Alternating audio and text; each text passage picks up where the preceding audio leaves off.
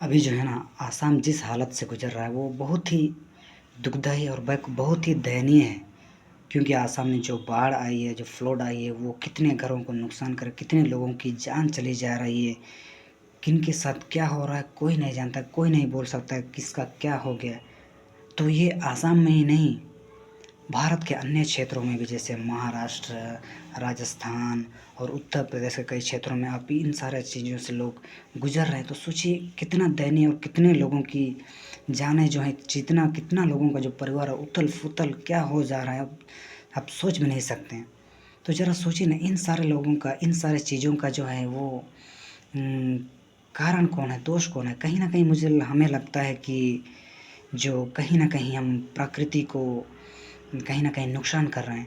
या तो जो भी सरकार जो परियोजनाएँ चलाती है, वो उन सारी चीज़ों को सही से नहीं करती है, जैसे बाँध बनाती है, या तो कोई नहर बनाती है, या तो इंफ्रास्ट्रक्चर के चक्कर में हम प्रकृति को नुकसान करते हैं, कहीं न कहीं प्रकृति को नुकसान कर रहे हैं। यही वजह हो सकती है कि प्रकृति हमें इस तरह से जो है परिणाम दे रही है।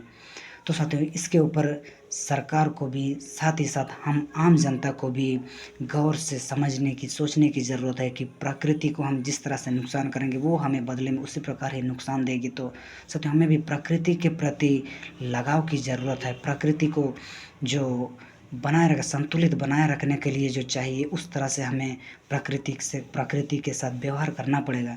अन्यथा हम हर साल देखिए ना, हर साल हम कहीं न कहीं जो नॉर्मली जो बाढ़ आते हैं वो तो नॉर्मल है, वो तो आएँगे, लेकिन जो हद से ज़्यादा जो जो देखा जाए तो कंट्रोल से बाहर जो हमें इतना तहस-नहस करके जाती है, तो ये क्यों हो रहा है? कैसा हो रहा है? कहीं न कहीं शायद हमने ही शायद कहीं न कहीं पर्यावरण को उस तरह से नुकसान पहुँचाया, तभी तो हमारे साथ ये सारी चीज़ें हो रही है।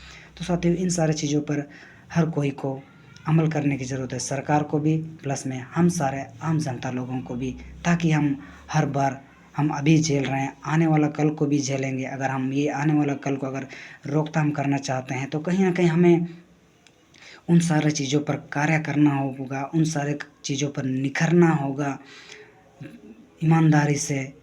तभी हम शायद कहीं न कहीं इन सारे जो आपदाएँ हैं, उन सारे चीज़ों से हम सही रूप से निपट सकते हैं और बच सकते हैं।